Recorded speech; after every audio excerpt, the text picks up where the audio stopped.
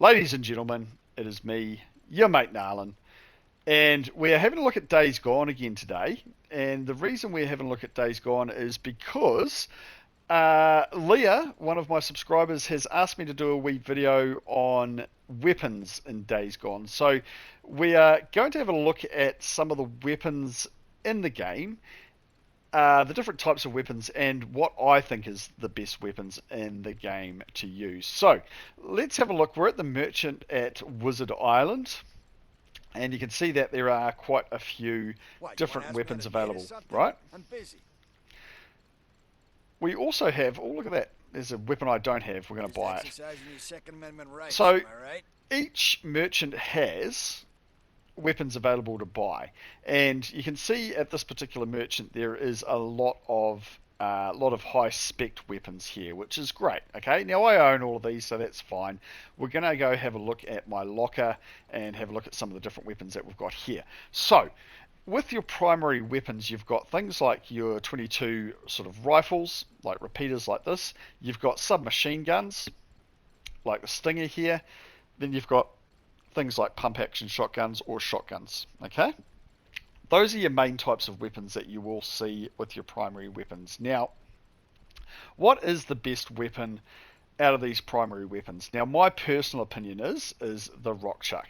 All right, so this is the weapon I have at the Credit moment. burning a hole in your man purse or what? All right, so this gun here, and the reason why I like this gun so much is because you can actually engage with zombies and you can shoot individual ones without actually alerting the other zombies that they're there, because this actually has a built-in suppressor, right? So this gun here is probably, in my opinion, the best gun in the game. However, I like me a good submachine gun, so I like the US 556, and I really do like the Tommy gun. The fact that the Tommy gun is in the game really, yeah, it really gets me hard. So the other one is the PPSH, which is the Russian submachine gun from World War II. So that's another one that is a really interesting addition to the game. There are some other ones like the Badlands Big Game is actually a really good rifle for range, and then the Liberator here is a really good gun for it's a high powered shotgun, semi-automatic shotgun.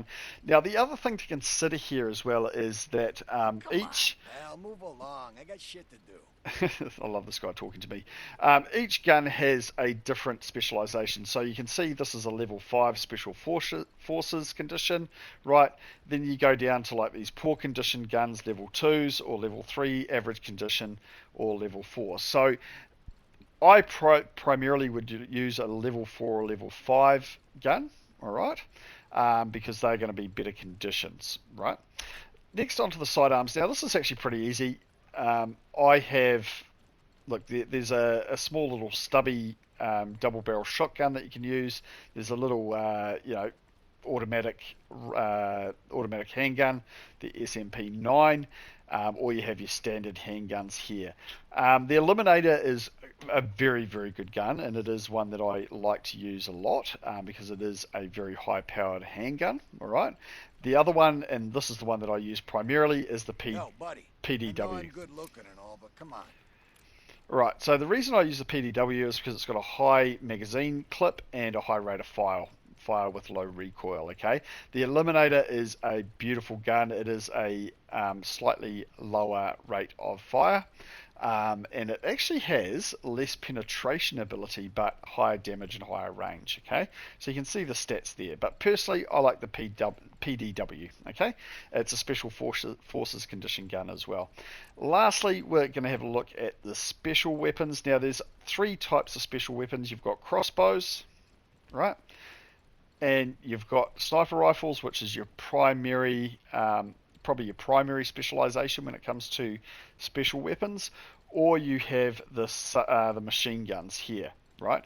Now you can see I'm running a machine gun at the moment, and in fact this is the machine gun that I like to use all the time, the RPD, right? So that I particular don't gun got all there day. I Well, I use do, but for still, come on. mainly horde attacks. Okay, so you use the machine gun for hordes, but you would use the sniper rifle for human enemies effectively. Now I like the SSR. All right, it's not the best of the guns. The BND 150 is probably the best. right?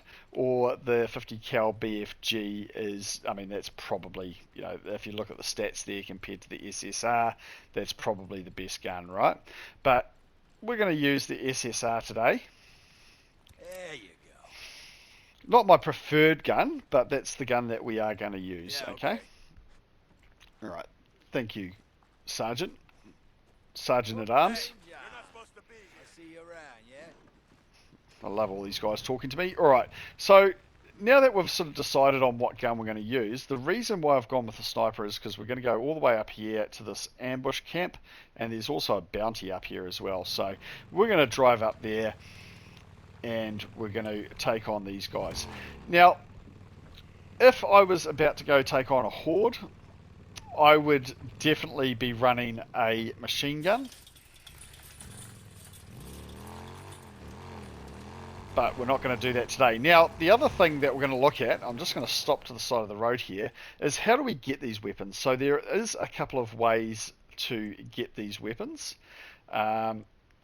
So the main way is to buy them from each merchant, and each, you know, there's camps throughout the game. There's probably, what have I unlocked, about 5 or 6 camps at this point in the game already. So each merchant at each camp will have different weapons that you can purchase. The other way to get guns is to complete missions. So you see this mission here, Law and Disorder. I'm 29% through this. The reward for 100% completion is the Mare, which is a handgun. You can see the handgun that the Colonel's got there on his chest. That is the Mare, and you receive that weapon as part of completing that mission 100%, right? Same with this one here. You get the Napalm Molotov at 86% completion, right? So that is a, you know, obviously a throwing, you know, like a grenade type of weapon. So each mission, or some of the missions, you can actually get different. Yeah, this is a prime example, the Horde Killer. This one here, there is weapons that you receive throughout the completion of this mission. So you can see I've done 3 of them already. At 50%, I get the IDF PUP. And then, you know, the MG55 after that, and so on and so forth, right? So you can see that that is the other way to get weapons, is to complete each mission, right? So hopefully that explains how you get each gun. Now there are some other firearms that you can get throughout the game, and I'm not going to go into that today. Oh look, there's a bear. We're just going to avoid him.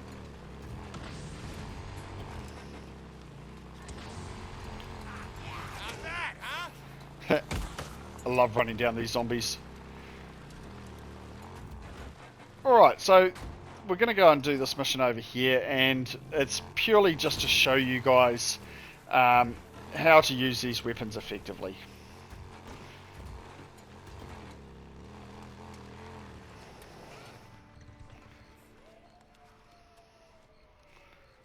Alright, I think I saw a sniper over there before, but we have got this one here, which is the suppressed rock chuck gun. So you can see it's quite an effective weapon, and it doesn't alert everyone. It doesn't alert enemies around me as to my position. So it is quite a good weapon. Now we're going to switch over here to the sniper rifle to take out this guy here.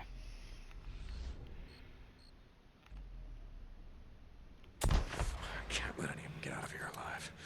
A bunch of rapists and murderers. So I find the sniper rifle is quite effective against human enemies, whereas the MG is probably better suited to hordes and zombie enemies, as I've sort of said before. So let's go through.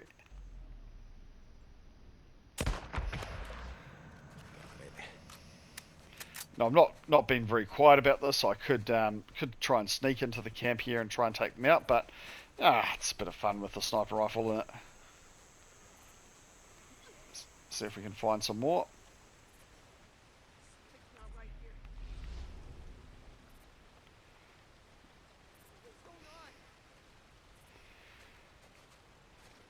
Here we go. This will alert them. Stabbing him in the back, huh? Damn right, you like this. Also helps to go into slow mode, which is R3 on PlayStation. If you're wanting to take multiple enemies out at the same time.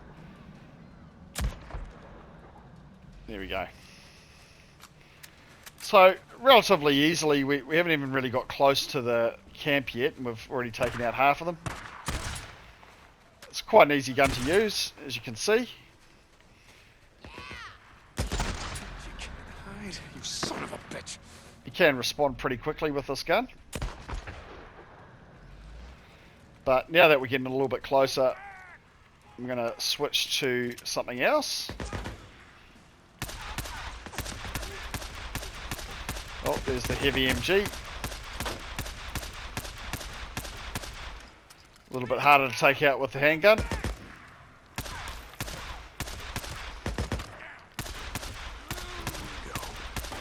There you go. So you can see how good this You're done. this handgun You is. like that, huh? Being ambushed, you like that? You murdering sons of bitches. All right. Thanks, Deacon, for that commentary. They look like the type to have an underground bunker. Yeah? Right, so we're not going to go looking for the bunker. Well, we can go look for the bunker, actually. Why not? Let's just do it. And then that should pretty much conclude this this particular video. But really, you know, when it comes to weaponry in this game, I would be looking for something that's a little bit higher spec, so your military spec, your level 4 or level 5 guns, and just something that you're comfortable with using, really. Some people might want the automatic handgun. That's quite a good option to run around with as well, particularly if you're in a close range sort of situation. Where am I going, guys? I'm just running across this thing going nowhere. I'm supposed to be looking for a bunker. So once you've cleared out this camp, we're going to look for the bunker. It should be around here somewhere. I can't remember where this bunker is from my first playthrough, which was admittedly about 5 years ago.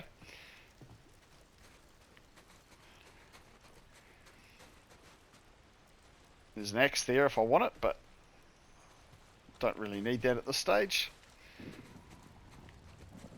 Now I'm sure somebody who's watching this is going, the bunker's over there. Yeah, thank you. Appreciate that.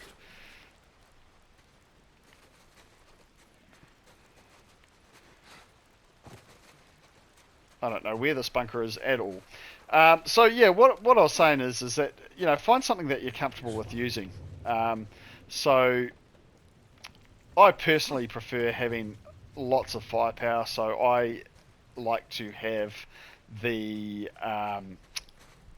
machine gun, so that's primarily what I rock around with, but that's because I like to engage hordes, and I will be doing a horde video very, very shortly, actually, just to go through some of the benefits of using the machine gun, I should say, during those horde battles. So what's the bit that the... Here's the hatch. Yeah. Oh, there it is. You had one. Right. So to complete this hideout, obviously you've got to find the bunker, and to complete the bunker there is a map down here that we need to that we basically just need to activate. So chuck my torch on.